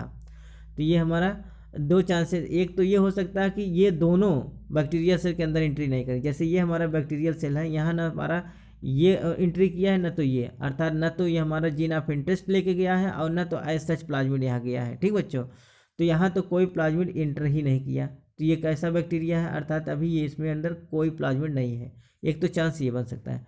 दूसरा चांस ये बन सकता है कि किसी बैक्टीरिया के अंदर हमारा जीन ऑफ इंटरेस्ट जा सकता है, जहाँ हमारा जीन ऑफ इंटरेस्ट लगा हुआ है, अर्थात डिजायर्ड जीन लगा हुआ है, जैसे ये हुआ। अर्थात इसको हम क्या कह रहे हैं, रिकॉम्बिनेंट प्लाज्मिड, अर्थात जिसमें हम हमारा rDNA प्लाज्मिड जो है, जिसके अंदर हमारा जीन ऑफ इंटरेस्ट लगा हुआ, वो इसमें जा सकता है। और तीसरा चांसेस ये हो सकता है कि जिसमें किसी प्रकार का, अर्थात जो प्लाज्मिड जैसे था वैसे जाके यहाँ घुस गया है ना बच्चों। तो 3 चांसेस हो सकते हैं, पहला चांस, दूसरा चांस और तीसरा चांस। एक चांस ऐसा है जिसमें कोई प्लाज्मिड नहीं गया है, दूसरा चांस ऐसा हो सकता है जिसमें हमारा रिकॉम्बिनेंट प्लाज्मिड घुस गया हो, और तीसरा चांस ये भी हो सकता है जिसमें हमारा नॉन रिकॉम्बिनेंट प्लाज्मिड जाके जुड़ गया हो। ठीक बच्चों, तो non recombinant plasmid, recombinant plasmid और कोई प्लाज्मिड नहीं। तो यहाँ आप देख रहे हैं, यहाँ लिखा गया है host cell do not receive any vector, अर्थात होस्ट सेल कोई एक को वेक्टर अपने पास नहीं रखा है, एक भी वेक्टर इसके पास नहीं गया, अर्थात ये वेक्टरलेस हो चुका है, वेक्टर इसके अंदर है ही नहीं। कौन सा वेक्टर, जो हम लोग PBr322 बनाए हैं या जो हमारा लैब में बनाया गया वेक्टर है, वो इसके अंदर नहीं गया। और एक चांसेस ये है कि हमारा रिकॉम्बिनेंट DNA इसमें इंसर्ट कर चुका है। और तीसरा ये भी चांसेस हो सकता है host cell receive vector cell, अर्थात जो होस्ट सेल होता है वो केवल वेक्टर को ही रिसीव करेगा, अर्थात नॉन रिकॉम्बिनेंट वेक्टर को, है ना बच्चों, किसको, नॉन रिकॉम्बिनेंट वेक्टर को ये इंसर्ट कर लिया है। ठीक बच्चों, 3 चांसेस हो गए। आइए बात करते हैं कैसे हम पहचानेंगे अब इनको। तो बात करते हैं सिलेक्शन यूजिंग एंटीबायोटिक रेजिस्टेंस। अब हम इनको पहचानेंगे कैसे कि कौन सा ट्रांसफार्मेंट है, कौन सा नॉन ट्रांसफार्मेंट है, कौन सा रिकॉम्बिनेंट ट्रांसफार्मेंट है, कौन सा नॉन रिकॉम्बिनेंट ट्रांसफार्मेंट, इसको हम कैसे पहचानेंगे। तो अभी अभी हम लोगों ने बात किया है, इसको पहचानने के लिए हम लोग क्या करते हैं बच्चों, सेलेक्टेबल मार्कर का प्रयोग करते हैं, एंटीबायोटिक रेजिस्टेंस जीन का प्रयोग करते हैं, जिससे हमको ये पता चल जाएगा कि ट्रांसफार्मेंट कौन है, कौन सा नॉन ट्रांसफार्मेंट है, कौन रिकॉम्बिनेंट है, कौन सा नॉन रिकॉम्बिनेंट है। आइए बात करते हैं इनके प्रोसेस के विषय में। तो देखते हैं बच्चों, सबसे पहले सेपरेशंस ऑफ, सॉरी कहाँ चला गया, तो हम लोग बात करते हैं बच्चों क्या, देखिए यहाँ लिखा गया है ट्रांसफार्मेंट्स। ठीक बच्चों, क्या लिखा गया है यहाँ लिखा गया है ट्रांसफार्मेंट्स। ठीक बच्चों, तो ट्रांसफार्मेंट 2 प्रकार के होंगे, एक रिकॉम्बिनेंट ट्रांसफार्मेंट और दूसरा होता है नॉन रिकॉम्बिनेंट ट्रांसफार्मेंट। ठीक बच्चों, it is very very most important. तो आइए हम बात कर लेते हैं सिलेक्शन यूजिंग एंटीबायोटिक रेजिस्टेंस। ठीक बच्चों, अर्थात एंटीबायोटिक रेजिस्टेंस का यूज करने के बाद हम लोग अब क्या, अब प्रोसेस पर चलते हैं कि जैसे हम लोगों ने अभी तक एंटीबायोटिक रेजिस्टेंस जीन का प्रयोग किया, सेलेक्टेबल मार्कर का प्रयोग किया, तो अब इसके आगे हम प्रोसेस पर चलते हैं। और सबसे पहले हम देखते हैं separations of the transformants from the non transformants, अर्थात ट्रांसफार्मेंट को नॉन ट्रांसफार्मेंट से कैसे अलग करेंगे, क्या टेक्निक्स हैं। तो यहाँ हम देखते हैं कि बच्चों जो होस्ट सेल होता है, यहाँ देखिए आप होस्ट सेल हैं, तो होस्ट सेल के अंदर हमारे यहाँ हम देख रहे हैं कि इस होस्ट सेल के अंदर देखिए कैसे हम पहचानेंगे कौन सा ट्रांसफार्मेंट है, कौन सा नॉन ट्रांसफार्मेंट है। तो यहाँ लिखा गया है cultured in medium containing ampicillin. सबसे पहले हम बैक्टीरिया को उस मीडियम में कल्चर कराएंगे, उस मीडियम में ग्रो कराएंगे जिसमें हम क्या डालेंगे, एम्पीसिलिन, अर्थात एम्पीसिलिन मीडियम में सबसे पहले हम बैक्टीरिया को ग्रो कराएंगे, कल्चर कराएंगे। ठीक बच्चों, तो सबसे पहले हम क्या देखते हैं, यहाँ देखते हैं हमको 2 प्रकार की फाइंडिंग देखने को मिल रहा है। सबसे पहला क्या है, transformant have ampicillin resistant gene. जो ट्रांसफार्मेंट्स हैं बच्चों, अर्थात जिनमें हमारा जो प्लाज्मिड है ट्रांसफ़र हुआ है, तो केवल और केवल ट्रांसफार्मेंट में हमको क्या मिला है बच्चों, एंटीबायोटिक रेजिस्टेंस जीन के रूप में एम्पीसिलिन ट्रांसफ़र हुआ है ना बच्चों। जैसा कि आप एक बार फिर से पीछे जाइए और देखिए, ये आपको देखेंगे, ये देखिए ये जो ट्रांसफार्मेंट है, इस ट्रांसफार्मेंट के अंदर क्या है, ये वेक्टर गया है, ये भी है और ये भी है। तो देखिए यहाँ जो है टेट्रासाइक्लिन तो इंसर्शनल इनएक्टिवेट हो चुका है, लेकिन एम्पीसिलिन क्या है, काम कर रहा है। यहाँ भी देखिए, यहाँ दोनों काम कर रहा है, टेट्रासाइक्लिन भी और एम्पीसिलिन में। तो सबसे पहले तो हमको ये देखना है कि ट्रांसफार्मेंट कौन है, नॉन ट्रांसफार्मेंट कौन है, और फिर दूसरी बार हमको ये देखना है कि रिकॉम्बिनेंट कौन है और नॉन रिकॉम्बिनेंट कौन है। तो ये सब क्या है बच्चों, ये ट्रांसफार्मेंट है। क्या है बच्चों, अभी हमको ट्रांसफार्मेंट देखना है। तो आइए हम बात करते हैं ट्रांसफार्मेंट को कैसे हम जज करेंगे। ठीक बच्चों, तो ट्रांसफार्मेंट को जानने के लिए हम क्या करेंगे बच्चों, जो ट्रांसफार्मेंट होते हैं उनमें एम्पीसिलिन है, एम्पीसिलिन पाया जाता है। तो जो ट्रांसफॉर्मेंट होंगे वो एम्पीसिलिन मीडियम में कल्चर करेंगे। क्या करेंगे बच्चों? अर्थात एम्पीसिलिन मीडियम में ग्रो करेंगे, क्योंकि उनको जैसे हम एम्पीसिलिन मीडियम में उनको डालेंगे वैसे उनके अंदर एम्पीसिलिन रेजिस्टेंस जीन है और वो एम्पीसिलिन को इनएक्टिवेट कर देंगे और वो क्या करेंगे? मीडियम में ग्रो करेंगे। तो यहाँ आप देख रहे हैं कि जो ट्रांसफॉर्मेंट हैं उनके पास एम्पीसिलिन रेजिस्टेंस जीन है और ये क्या करेंगे? एम्पीसिलिन मीडियम में ग्रो करते हुए नजर आएंगे, है ना बच्चों? ये ग्रो करते हुए नजर आ रहे हैं। तो देखिए यहाँ रेड कलर के भी कॉलोनी दिख रहे हैं, ग्रीन कलर के भी कॉलोनी दिख रहे हैं। तो यहाँ ग्रीन कलर ये बताता है कि ये ट्रांसफॉर्मेंट है और इनमें एम्पीसिलिन पाया जाता है।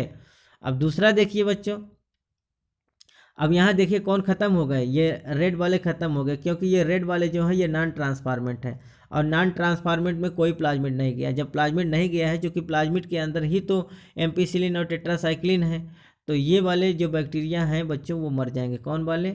ये वाले। ये देखिए ये नॉन ट्रांसफॉर्मेंट है ना। यहाँ चूँकि इन्हीं के अंदर हमारा टेट्रासाइक्लिन है, इन्हीं के अंदर हमारा एम्पीसिलिन है और यहाँ जब कोई एंट्री ही नहीं किया है तो ये बैक्टीरिया क्यों? ये क्योंकि एकदम बिल्कुल सीधे साधे अर्थात सादे बैक्टीरिया हैं, तो ये बैक्टीरिया मर जाएंगे। क्यों? क्योंकि इनमें due to the lack of the antibiotic resistance gene, इनके पास एंटीबायोटिक रेजिस्टेंस जीन नहीं है, इसलिए ये क्या हो जाएंगे? मर जाएंगे। तो वही ये जो रेड वाली कॉलोनी आपको दिख रही है ये वाली, तो ये रेड वाली कॉलोनी किसकी है? ये नॉन ट्रांसफॉर्मेंट की कॉलोनी है।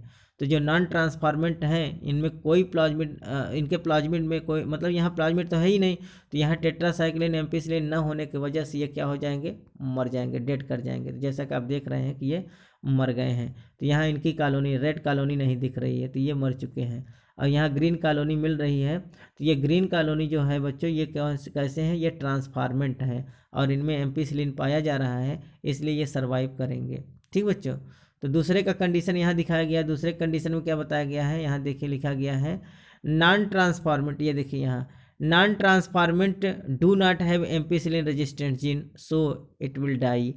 जो नॉन ट्रांसफॉर्मेंट ये रेड वाली कॉलोनी है बच्चों, इनके पास कोई एम्पीसिलिन रेजिस्टेंट जीन नहीं है, जिसके वजह से ये क्या करेंगे? एम्पीसिलिन मीडियम में मर जाएंगे। क्या हो जाएंगे बच्चों? ये समाप्त हो जाएंगे due to the lack of the antibiotic resistance gene.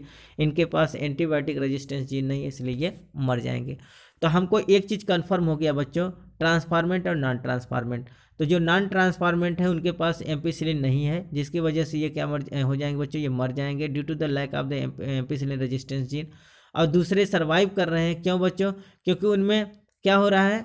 Ampicillin medium ये ग्रो कर रहे हैं। क्यों? क्योंकि उनके वेक्टर के पास एम्पीसिलिन है, तो एम्पीसिलिन रेजिस्टेंस जीन होने की वजह से ये सर्वाइव कर रहे हैं। तो एक चीज़ हमको कंफर्म पता हो गया कि ट्रांसफॉर्मेंट कौन है, नॉन ट्रांसफॉर्मेंट कौन। नॉन ट्रांसफॉर्मेंट यहाँ से पृथक हो गए। अब हमको मिले हैं ट्रांसफॉर्मेंट।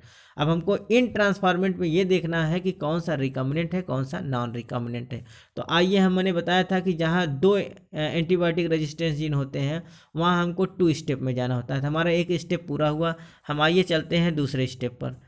तो ये हमारा दूसरा स्टेप है, कैसे हम सेपरेशन करेंगे। देखिए, तो separation of recombinant from the non recombinant. अभी तक हम लोग ट्रांसफॉर्मेंट को नॉन ट्रांसफॉर्मेंट से अलग किए थे, अब हम रिकॉम्बिनेंट को नॉन रिकॉम्बिनेंट से अलग करने चल रहे हैं। तो देखिए ये जो है बच्चों, ये जो कॉलोनी है ये ट्रांसफॉर्मेंट की कॉलोनी है। अब इसमें हमको ये देखना है कि कौन सा रिकॉम्बिनेंट ट्रांसफॉर्मेंट है, कौन सा नॉन रिकॉम्बिनेंट ट्रांसफॉर्मेंट है। तो आइए बात करते हैं। Transfer the transformants in a medium containing tetracycline. अभी तक हम लोग क्या कर रहे थे बच्चों कि एम्पीसिलिन मीडियम में ग्रो करा रहे थे। अब हम क्या करेंगे कि ये जो ट्रांसफॉर्मेंट्स हमको मिले हैं इनको हम ट्रांसफ़र करेंगे कहाँ? टेट्रासाइक्लिन के मीडियम में। अर्थात जो टेट्रासाइक्लिन मीडियम होगा उस मीडियम में हम ग्रो कराएंगे। तो हम क्या देखते हैं, अब एक बार पीछे सोचिए कि हम लोगों ने ये देखा था कि हमारा जो जीन ऑफ इंटरेस्ट है बच्चों वो कहाँ आके जुड़ा है? टेट्रासाइक्लिन पर। तो टेट्रासाइक्लिन रेजिस्टेंट जीन क्या हो गया है? इंसर्शनल इनएक्टिवेट हो गया है। तो हमारा जीन ऑफ इंटरेस्ट अर्थात जो हमारा रिकॉम्बिनेंट डीएनए है वो कहाँ आके जुड़ा है? वो हमारा आके जुड़ गया है टेट्रासाइक्लिन पर। तो जब उसमें आके जुड़ा है तो उसको हम क्या कहेंगे? वो कैसा ट्रांसफॉर्मेंट है? वो रिकॉम्बिनेंट ट्रांसफॉर्मेंट है। तो जो रिकॉम्बिनेंट ट्रांसफॉर्मेंट होगा उसमें टेट्रासाइक्लिन क्या हो चुका है? इंसर्शनल इनएक्टिवेट हो गया है। तो वो बैक्टीरिया क्या करने लगेगा? मरने लगेगा। सर्वाइव कौन करेगा? जिसमें इंसर्शनल इनएक्टिवेशन नहीं हुआ है, अर्थात जहां हमारा जीन ऑफ इंटरेस्ट नहीं जुड़ा है।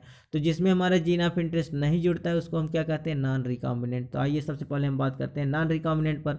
तो नॉन रिकॉम्बिनेंट में क्या होता है, नो इंसर्शनल इनएक्टिवेशन।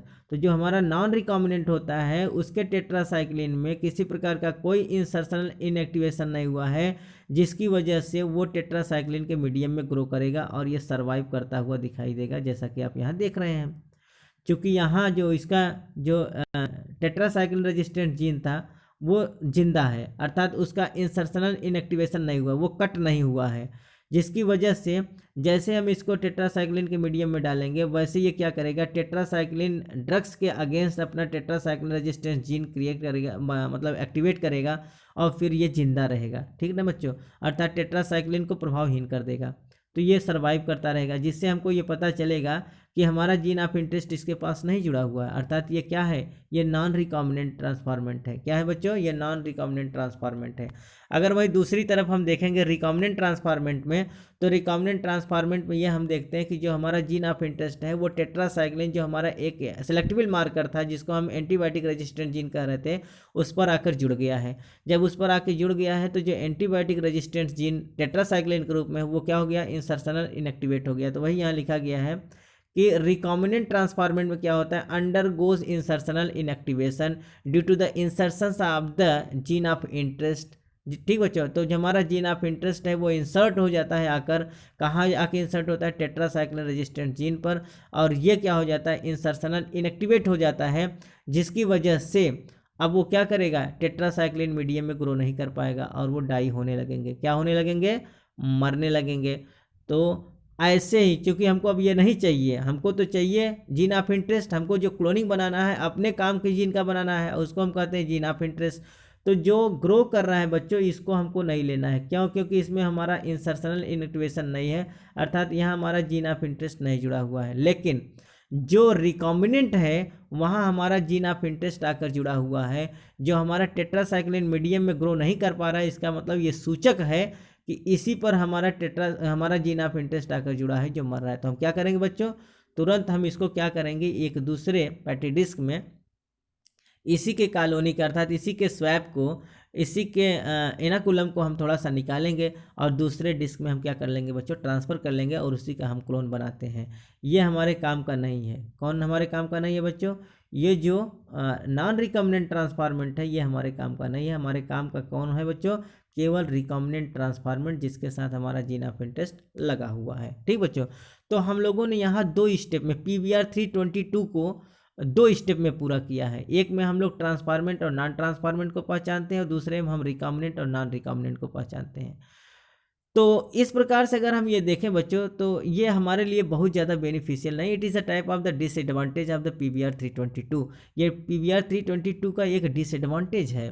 ठीक बच्चों, ampicillin resistance and tetracycline sensitive is our required host. ठीक बच्चों, तो हमारा जो रिक्वायर्ड होस्ट होता है उसके लिए ये दोनों चीज़ें पाया जाना बहुत ज़रूरी होता है। इसी से हम क्या करते हैं, आइडेंटिफाई कर पाते हैं ट्रांसफॉर्मेंट को नॉन ट्रांसफॉर्मेंट से और रिकॉम्बिनेंट को नॉन रिकॉम्बिनेंट से। तो यहाँ हमारा एक प्रोसेस कंप्लीट हुआ बच्चों, वो है PBR 322 का। तो PBR 322 का प्रोसेस हमारा 2 स्टेप में पूरा होता है। Due to the presence of the 2 type of the antibiotic resistant gene are selectable markers such as the tetracycline as well as the ampicillin. तो इसका 2 स्टेप प्रोसेस था, जो एक प्रकार का डिसएडवांटेज है। तो यहाँ आपको हम बताते हैं कि क्या डिसएडवांटेज है PBR 322 का। आइए बात करते हैं। Selection of recombinants due to insertional inactivations of the antibiotic resistance gene is tedious as it requires simultaneous plating of 2 plates having different antibiotics. अर्थात यहाँ जो हम क्या करते हैं बच्चों, PBR 322 के लिए जो हमको एंटीबायोटिक रेजिस्टेंस जीन मिला हुआ है बच्चों, 2 एंटीबायोटिक रेजिस्टेंस जीन है। इस प्रकार से हमको ट्रांसफॉर्मेंट और नॉन ट्रांसफॉर्मेंट को पहचानने के लिए 2 स्टेप प्रोसेस पर जाना पड़ता है। अब हमको 2 प्लेटिंग करना पड़ता है। कितने प्लेटिंग करना पड़ता है बच्चों, 2 प्लेटिंग करना पड़ता है डिफरेंट एंटीबायोटिक्स के लिए। इस प्रकार से ये हमारे लिए एक डिसएडवांटेज है, जिसमें सबसे ज़्यादा पैसे का एक्सपेंस होता है, समय का लॉस होता है बच्चों। ठीक बच्चों, इस प्रकार से ये एक प्रकार का एक्सर्शनल प्रोसेस है, तो ये हमारे लिए बहुत ज़्यादा उपयोगी नहीं होता है। इसके बाद हम लोग क्या देखते हैं बच्चों, एक दूसरा स्पेशल प्रकार का प्लाज्मिड हम लोग यूज करते हैं, जो केवल सिंगल स्टेप में पूरा होता है। आइए बच्चों, हम उस विशेष प्लाज्मिड के विषय में बात करते हैं। वो कौन सा प्लाज्मिड वेक्टर है, वो कौन सा वेक्टर है जिसको हम क्या करते हैं, सिंगल स्टेप में यूज करते हैं। ठीक बच्चों, तो आइए हम बात करते हैं वो वेक्टर कौन सा है, तो वो ये कहा जा रहा है overcoming disadvantage of PBR 322। PBR 322 की डिसएडवांटेज के बाद हम लोग किस पर चलते हैं, PUC8 पर। किस पर चलेंगे बच्चों, PUC। It is also a type of the artificial vector which is synthesized in the laboratory. अर्थात ये भी हमारे लैब में बनाया गया एक क्या है बच्चों, आर्टिफिशियल प्लाज्मिड है, जिसका यूज हम क्या करते हैं, अपने जीन ऑफ इंटरेस्ट को किसी होस्ट सेल के अंदर ले जाने का काम करते हैं। तो आइए सबसे पहले हम जानते हैं कि इसके क्या एडवांटेज हैं। Identifications of recombinant cell achieved by a single step. ठीक बच्चों, अर्थात किसी भी रिकॉम्बिनेंट सेल को पहचानने के लिए, किसको बच्चों, अर्थात रिकॉम्बिनेंट सेल को पहचानने के लिए इसमें हम क्या करते हैं, केवल सिंगल स्टेप के द्वारा ही पता कर लेते हैं। तो ये क्या लिखा गया बच्चों, identifications of the recombinant cell achieved by a single step. अर्थात PUC8 में हम क्या करते हैं बच्चों कि रिकॉम्बिनेंट सेल को पहचानने के लिए हमको केवल सिंगल स्टेप की आवश्यकता पड़ती है। तो यहाँ हमारा समय भी बचता है, हमारा एक्सपेंशन भी कम होता है, और साथ ही साथ हमारा जो रिजल्ट है बहुत ही क्लियर और स्पष्ट ढंग से आ जाता है। तो कौन सा वेक्टर अच्छा है बच्चों, PUC8। तो आइए बात करते हैं इनके प्रोसेसिंग के विषय में। सबसे पहले हम ये देखते हैं बच्चों, जिस प्रकार से हम PBR 322 देखे थे, वैसे इसका भी नेमिंग हम लोग देखते हैं कैसा नेमिंग इसे किया जाता है। ठीक बच्चों, तो नेमिंग के बाद विषय में हम बात करते हैं। तो P का मतलब होता है प्लाज्मिड। P का मतलब क्या होता है बच्चों, प्लाज्मिड। ठीक, तो P का मतलब हो गया प्लाज्मिड, और UC का जो मतलब होता है बच्चों, जिस प्रकार से वहाँ BR था, अर्थात उसमें बॉलिवर एंड रॉड्रिक हम लोगों ने लिखा था, वैसे यहाँ UC का मतलब होता है यूनिवर्सिटी ऑफ कैलिफोर्निया। क्या नाम है बच्चों, ये एक it is a type of the place. वहाँ क्या था, वहाँ 2 डिस्कवरर थे, लेकिन यहाँ क्या है बच्चों, it is a type of the place. हमने बताया था कि जो सेकेंड लेटर्स होते हैं बच्चों, सेकेंड 2 लेटर्स होते हैं, वो क्या होते हैं, it is just like discoverer are place. ठीक बच्चों, या तो वो डिस्कवरर हो सकते हैं या तो फिर प्लेस हो सकता है। तो यहाँ प्लेस है क्योंकि ये यूनिवर्सिटी ऑफ कैलिफोर्निया एक प्रकार की उसके लेबोरेटरी में बनाया गया है। तो P का मतलब प्लाज्मिड, और UC का मतलब होता है यूनिवर्सिटी ऑफ कैलिफोर्निया में, और 8 का मतलब क्या होता है बच्चों, it is a type of the numeric number which क्या करता है, which distinguish the plasmid from the other plasmids. एक प्लाज्मिड दूसरे प्लाज्मिड से अलग करने के लिए क्या करते हैं बच्चों, एक न्यूमेरिक नंबर दिया जाता है। तो यहाँ 8 जो है, 8 नंबर जो होता है, ये it is a type of the numeric number which distinguish the plasmid from the other plasmids. ठीक बच्चों, एक प्लाज्मिड दूसरे प्लाज्मिड से अलग करने का काम करता है। ठीक बच्चों, तो आइए हम जानते हैं इसके स्ट्रक्चर्स के विषय में कि इसके स्ट्रक्चर में क्या देखने को मिलता है। जिस प्रकार से बच्चों वहाँ टेट्रासाइक्लिन और एम्पिसिलिन नाम के 2 एंटीबायोटिक रेजिस्टेंट जीन मार्कर के रूप में काम कर रहे थे बच्चों, ठीक इसी प्रकार से यहाँ भी सेलेक्टेबल मार्कर के रूप में दो मार्कर हैं। वो कौन कौन से हैं, सबसे पहला तो है एम्पिसिलिन रेजिस्टेंस जीन। तो ये ampicillin resistance gene is a type of the antibiotic resistance gene. ये क्या है बच्चों, ये एम्पिसिलिन मार्कर के रूप में, सेलेक्टेबल मार्कर के रूप में यूज किया जा रहा है। It is a type of the antibiotic resistance gene. लेकिन जो लैगजेट जीन है बच्चों, it is not a type of the antibiotic resistance gene, it is a type of the beta galactosidase encoding enzyme. है ना बच्चों, एक प्रकार का ऐसा एंजाइम, सॉरी लैगजेट जीन एक प्रकार का ऐसा जीन है बच्चों जो इनकोडिंग करता है किसके लिए, बीटा गैलेक्टोसाइडेज एंजाइम के लिए। ठीक बच्चों, ये भी सेलेक्टेबल मार्कर है। यहाँ भी सेलेक्टेबल मार्कर 2 हैं, एक लैगजेट जीन और दूसरा होता है एम्पिसिलिन। लेकिन अंतर केवल इतना है कि lacZ gene is a type of the, क्या है बच्चों, it is a type of the beta galactosidase resistance, sorry beta galactosidase encoding enzyme है, जबकि एम्पिसिलिन क्या है, it is a type of the antibiotic resistance gene होता है। तो 2 सेलेक्टेबल मार्कर यहाँ भी हैं। साथ ही साथ यहाँ क्या है बच्चों, ORI that is the origin of replication देखने को मिलता है। और साथ ही साथ यहाँ देखेंगे तो यहाँ क्या है बच्चों, MCS है। MCS माने मल्टीपल क्लोनिंग साइट्स हैं, जहाँ बहुत सारे क्लोनिंग साइट्स आपको देखने को मिल रहे हैं, बहुत सारे रिकग्निशन साइट देखने को मिल रहे हैं। कौन कौन है बच्चों, EcoR first, SMA first, BAM H1, SAL first, PST first and Hind third. तो इस प्रकार के बहुत सारे रिकग्निशन साइट यहाँ देखने को मिल रहे हैं, जिसको हम क्या कहते हैं बच्चों, MCS कहते हैं। ठीक बच्चों, तो आइए हम सबसे पहले अब जानते हैं अब इनके किस प्रकार से इनके साथ हम क्या करते हैं बच्चों। जैसे उसमें हम लोगों ने देखा था कि अपने जीन ऑफ इंटरेस्ट को हम ले जाकर जोड़ते हैं कहाँ बच्चों, सेलेक्टेबल मार्कर पर, अर्थात जो हमारा एंटीबायोटिक रेजिस्टेंस जीन होता है या फिर एंटीबायोटिक अर्थात जो मार्कर होते हैं वहीं हम लोग ले आकर इसको जोड़ते हैं। तो यहाँ देखिए हमारा जो जीन ऑफ इंटरेस्ट है, ये देखिए ये हमारा क्या है, जीन ऑफ इंटरेस्ट है। और इस जीन ऑफ इंटरेस्ट को हम कहाँ ले जाकर लाइगेज कर रहे हैं, ये हमारा लैगजेट जीन पर, अर्थात जो बीटा गैलेक्टोसाइडेज एंजाइम को डिकोड करने वाला एक सेलेक्टेबल मार्कर है बच्चों, वहाँ हम ले जाकर जोड़ देते हैं। किसको? जो हमारा ये फॉरेन डीएनए है ये कहाँ जोड़ा गया है? लैग जेड जीन पर। इस प्रकार से अगर हम देखें तो जो हमारा लैग जेड जीन है ये क्या हो गया? इंसर्शनल इनएक्टिवेट हो चुका है, अर्थात यहाँ जो हमारा जीन ऑफ इंटरेस्ट जुड़ गया तो ये अपना फंक्शन करना बंद कर देगा। कौन? लैग जेड जीन, और ये इंसर्शनल इनएक्टिवेट हो जाएगा। ठीक बच्चों, तो आइए अगले प्रोसेस को हम देखते हैं। यहाँ देख रहे हैं कि हमारा वो इंसर्शनल इनएक्टिवेट हो गया। अब देखिए हम कैसे इसको पहचानेंगे। यहाँ हम केवल क्या करेंगे? सिंगल प्लेट पर हम आइडेंटिफाई कर लेंगे। ठीक बच्चों, तो इसको हम सबसे पहले ये प्रोसेस को हम क्या कहते हैं? ब्लू वाइट स्क्रीनिंग कहते हैं। क्या कहते हैं बच्चों? Blue white screening. आइए बात करते हैं इनके विषय में डिटेल्स में। Mix the plasmid with bacterial cell. हम क्या करते हैं? सबसे पहले प्लाज्मिड को बैक्टीरियल सेल के साथ मिक्स कर लेते हैं। क्या करते हैं बच्चों? अपने प्लाज्मिड को बैक्टीरियल सेल के साथ हम मिक्स करते हैं, अर्थात उस बैक्टीरियल सेल के अंदर हम क्या करते हैं? प्लाज्मिड को डालते हैं। अब हमको ये देखना है कि सबसे पहले ट्रांसफार्मेंट को देखना है और नॉन ट्रांसफार्मेंट को, इसके बाद हम रिकम्बिनेंट और नॉन रिकम्बिनेंट को देखेंगे। ठीक बच्चों, तो यहाँ लिखा गया है some cells take up recombinant plasmids और अदर डीएनए बाय ट्रांसफॉर्मेशन। ठीक बच्चों, तो some cells take up recombinant plasmids और अदर डीएनए बाय ट्रांसफॉर्मेंट्स, अर्थात इसमें क्या होता है बच्चों? ट्रांसफॉर्मेशन और नॉन ट्रांसफॉर्मेशन को देखने के लिए हमको क्या करना पड़ेगा? Plate the bacteria on agar containing. अच्छा, इसके प्रोसेस को पहले हम देख लेते हैं बच्चों कि इसमें क्या करते हैं। एक प्लेट में हम लोग क्या क्या डाल रहे हैं, अर्थात उस प्लेट के अंदर हम एक्स जेल को डालेंगे। क्या करेंगे बच्चों? एक्स जेल को डालेंगे। उसका अर्थात ये एक प्रकार का क्या होता है बच्चों? It is the type of the molecules resembling lactose. इसमें क्या होता है बच्चों? अर्थात ये एक प्रकार का ऐसा मॉलिक्यूल्स है जिसमें क्या देखने को मिल रहा है? लैक्टोज देखने को मिल रहा है। ठीक बच्चों, और साथ ही साथ हम क्या करेंगे बच्चों? इस बैक्टीरिया को ग्रो करने के हम उसमें क्या करेंगे? उसके न्यूट्रिटिव मटेरियल के रूप में हम अगार को डालेंगे। क्या डालेंगे बच्चों? इस प्लेट के अंदर हम अगार को डालेंगे। Agar is a type of the nutritive material. X gal को डालेंगे। साथ ही साथ हम क्या करेंगे? अपने प्लाज्मिड को ट्रांसफ़र कराएंगे। तो इस प्रकार से हम देखेंगे only the cells that took up a plasmid which has the ampicillin resistant gene will reproduces and forms colonies. तो इस प्रकार से हम देखेंगे सबसे पहले ये क्या देखेंगे बच्चों कि जो एम्पिसिलिन रखने वाला, जैसा कि आप यहाँ एक फिगर में फिर से वापस जाइए और देखिए, ये देखिए ये यहाँ एम्पिसिलिन ये काम कर रहा है, यहाँ भी एम्पिसिलिन काम कर रहा है। केवल इंसर्शनल इनएक्टिवेट कौन हुआ है? Lag Z gene. ये हमारा लैग जेड जीन जो है वो कट के क्या हो गया बच्चों? बेकार हो गया है, अर्थात यहाँ क्या हो गया है? इंसर्शनल इनएक्टिवेशन हो गया, अर्थात यहाँ हमारा जीन ऑफ इंटरेस्ट आके जुड़ गया है। तो जो ऐसे बैक्टीरिया जिनमें एम्पिसिलिन नहीं होगा वो क्या हो जाएंगे? वो मर जाएंगे। ठीक बच्चों, तो यहाँ ये कहा गया है कि only the cell that took up a plasmid has which has the ampicillin resistant gene will produces and form the colony. ऐसे बैक्टीरियल सेल ही ग्रो कर पाएंगे जिसमें क्या होगा बच्चों?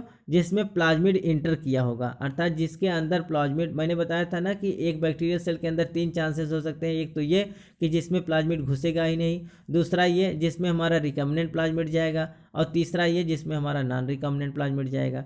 तो सबसे पहले हमको ये देखना है कि किस में घुसा ही नहीं, तो उसके लिए क्या करना पड़ेगा? अर्थात कह रहा है कि बच्चों ऐसा बैक्टीरियल कॉलोनी जिसके अंदर एम्पिसिलिन नहीं है, अर्थात एम्पिसिलिन रेजिस्टेंट जीन नहीं है, वो क्या हो जाएंगे? वो मर जाएंगे। और जिनमें एम्पिसिलिन रेजिस्टेंट जीन है वो क्या करेंगे? कॉलोनी में ग्रो करेंगे, रिप्रोड्यूस करेंगे, अपनी कॉलोनी में संख्या बढ़ाएंगे। तो इस प्रकार से एक चीज़ हमको ये पता चल गया। यहाँ आप देखेंगे रिकम्बिनेंट कॉलोनी इज वाइट, तो जो रिकम्बिनेंट कॉलोनी है वो कैसी दिखेगी? वाइट दिखेगी, है ना बच्चों? कैसी दिखेगी? वाइट दिखेगी। क्यों वाइट दिख रही है? सबसे पहले तो आप ये जान लीजिए कि जो नॉन रिकम्बिनेंट है वो क्या हो जाएगा? वो सॉरी नॉन ट्रांसफॉर्मेंट है, वो कॉलोनी क्या हो जाएगी? सबसे पहले वो बैक्टीरिया मर जाएंगे। क्यों मर जाएंगे? क्योंकि उनके अंदर एम्पिसिलिन नहीं है। ठीक बच्चों, जब एम्पिसिलिन नहीं रहेगा तो वो क्या हो जाएंगे? मर जाएंगे, उनकी कॉलोनी ही नहीं दिखेगी। अब यहाँ कॉलोनी केवल किसकी दिखेगी? केवल ट्रांसफॉर्मेंट की। तो ट्रांसफॉर्मेंट 2 प्रकार के हो सकते हैं, एक तो ये होगा रिकम्बिनेंट ट्रांसफॉर्मेंट और दूसरा होगा नॉन रिकम्बिनेंट ट्रांसफॉर्मेंट, जहाँ यहाँ लिखा गया है रिकम्बिनेंट एंड नॉन रिकम्बिनेंट। ठीक बच्चों, तो जो नॉन ट्रांसफॉर्मेंट रहेंगे वो तो मर ही जाएंगे क्योंकि उनके पास एम्पिसिलिन रेजिस्टेंस जीन नहीं है ना, तो वो रेजिस्टेंस नहीं क्रिएट कर पाएंगे, वो मर जाएंगे। तो हम यहाँ ट्रांसफॉर्मेंट को देख रहे हैं। तो ट्रांसफॉर्मेंट में क्या होगा बच्चों कि सबसे पहले जो रिकम्बिनेंट कॉलोनीज होगी, तो रिकम्बिनेंट कॉलोनीज आप याद रखिए कि जो हमारा जीन ऑफ इंटरेस्ट है वो हमारा कहाँ आके जुड़ गया है? जो हमारा लैग जेड जीन है वहाँ आके इंसर्ट हो गया, तो हमारा लैग जेड जीन क्या हो गया, ख़राब हो गया। जब हमारा lag Z gene insertional inactivate हो गया है तो वो बीटा गैलेक्टोसाइडेज एंजाइम का फॉर्मेशन नहीं कर पाएगा। अब जब वो बीटा गैलेक्टोसाइडेज एंजाइम का फॉर्मेशन नहीं कर पाएगा तो आगे का प्रोसेस हम देखते हैं। तो रिकम्बिनेंट ये देखो कर रहा है कि रिकम्बिनेंट कॉलोनीज वाइट, ये जो आप वाइट वाली कॉलोनी देख रहे हैं ये रिकम्बिनेंट कॉलोनी है। इसका कहने का मतलब ये है कि यहाँ हमारा जीन ऑफ इंटरेस्ट आके जुड़ चुका है। तो बात करते हैं insertional inactivation of lac Z gene. और इन पर क्या हो गया बच्चों, इसमें इंसर्शनल इनएक्टिवेशन हो गया। क्यों? क्योंकि इसी पर हमारा जीन ऑफ इंटरेस्ट आके जुड़ गया है। तो आगे क्या होना है, बीटा गैलेक्टोसाइडेज नॉट प्रोड्यूस्ड। जब यहाँ हमारा इंसर्शनल इनएक्टिवेशन हो गया है तो हमारा लैग जेड जीन क्या हो गया, इनएक्टिवेट हो गया है। और जब वो इनएक्टिवेट हो गया है तो कौन सा एंजाइम नहीं बना पाएगा, वो किसको डिकोडिंग करता है, वो बीटा गैलेक्टोसाइडेज एंजाइम बनाने के लिए कोड करता है। तो वो क्या नहीं बना पाएगा, बीटा गैलेक्टोसाइडेज एंजाइम नहीं बना पाएगा। और ये बीटा गैलेक्टोसाइडेज एंजाइम क्या करता है बच्चों, इसके पेप्टिड डिस्क में रखा गया जो एक अगार मीडियम के साथ एक इनाकुलम रखा गया है, सॉरी एक कंपाउंड मॉलिक्यूल रखा गया बच्चों जिसको हम यक्सगेल कहते हैं। ये यक्सगेल जो होता है बच्चों ये बीटा गैलेक्टोसाइडेज से रिएक्शन करता है। दोनों आपस में रिएक्शन करके हाइड्रोलाइज होते हैं और फिर एक कलर प्रोड्यूस करते हैं, ब्लू कलर।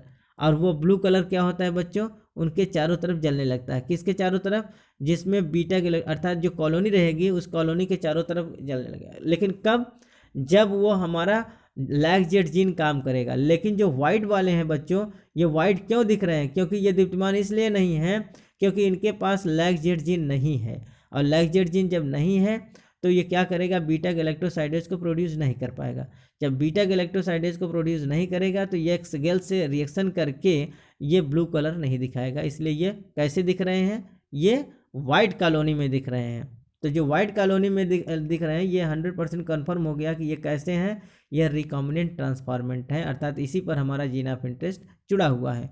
और दूसरा अगर हम ब्लू कॉलोनी वाले को देखो तो यहाँ क्या लिखा है बच्चों, नॉन रिकॉम्बिनेंट कॉलोनीज। जो ब्लू कलर की कॉलोनी है ये एक प्रकार की नॉन रिकॉम्बिनेंट कॉलोनी है।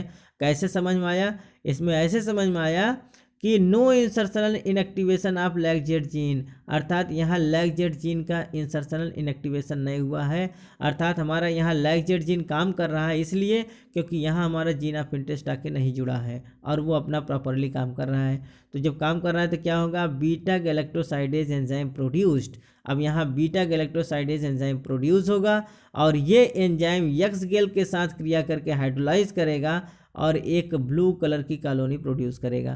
कैसा कॉलोनी बनाएगा, ब्लू कलर का कॉलोनी प्रोड्यूस करेगा। तो ये देखिए ब्लू कलर के दिख रहे हैं। तो ये जो ब्लू कलर की कॉलोनी है ये, इससे ये हमको समझ में आ गया कि इसके पास हमारा जीन ऑफ इंटरेस्ट नहीं है। क्यों? क्योंकि इसके पास लैग जेड जीन है। चूँकि हम लोग अपना जो रिकग्निशन साइट बनाए हुए थे वो लैग जेड जीन को बनाए हुए थे। जो हमको क्या करना था, हमारा जो जीन ऑफ इंटरेस्ट है वही लैग जेड जीन पर जुड़ना था, लेकिन यहाँ नहीं जुड़ा है। इसका मतलब ये है कि ये जो ब्लू कलर वाली कॉलोनी है ये हमारे लिए निरर्थक है, हमारे लिए बेकार है, क्योंकि इसको हमको नहीं चाहिए, क्योंकि इसके पास क्या नहीं है, हमारा जीन ऑफ इंटरेस्ट नहीं है। जो हमारा जीन ऑफ इंटरेस्ट है वो वाइट वाली कॉलोनी के पास है। तो हम लोग करते क्या है कि एज सच इसको रहने देते हैं और फिर एक दूसरे प्लेट पर इसके स्वैब को या इसके इनाकुलम को थोड़ा सा निकालते हैं और दूसरे डिस्क में हम क्या करते हैं बच्चे, उसको ट्रांसफ़र कर देते हैं। और फिर हमारा जो रिकॉम्बिनेंट कॉलोनी है वो दूसरे पेप्टी डिस्क पर क्या करने लगता है, ग्रो करने लगता है। तो हमने यहाँ देखा बच्चों कि एक ही प्लेट में हम लोगों ने PUC से PUC 8 से हम लोगों ने एक ही प्लेट पर अपने ट्रांसफॉर्मेंट और नॉन ट्रांसफॉर्मेंट को पहचाना और साथ ही साथ रिकॉम्बिनेंट और नॉन रिकॉम्बिनेंट को पहचानने का काम किया। तो इसमें क्या होता है बच्चों, ये एक ऐसा प्लाज्मिड है जो हमारे समय को भी बचाता है, हमारे एक्सपेंस को भी कम करता है। ठीक बच्चों, साथ ही साथ बहुत ही एक्यूरेसी प्रदान करता है। तो ये हमारा सबसे अच्छा तरीका है और सबसे बढ़िया प्लाज्मिड है। तो ठीक है बच्चों, तो उम्मीद है बच्चों आज का जो लेक्चर है वो आपको बहुत अच्छे से समझ में आ गया होगा। अगर बच्चों हमारा लेक्चर आपको बहुत अच्छे से समझ में आए तो ज़्यादा से ज़्यादा हमारे चैनल को सब्सक्राइब करें, लाइक करें, अपने यार दोस्तों में भी शेयर करें जिससे उनकी भी तैयारी सुचारू रूप से चल सके। तो हमारे जितने भी नए न्यू नोटिफिकेशन हैं बच्चों वो आपके पास तक पहुँचे, इसके लिए आप बेल आइकन को प्रेस कर देंगे तो हमारे जितने भी नए नोटिफिकेशन बनेंगे वो आपके पास तक पहुँचते रहेंगे। तो मिलते हैं बच्चों नेक्स्ट वीडियो में नेक्स्ट सेगमेंट के साथ, तब तक के लिए बच्चों धन्यवाद।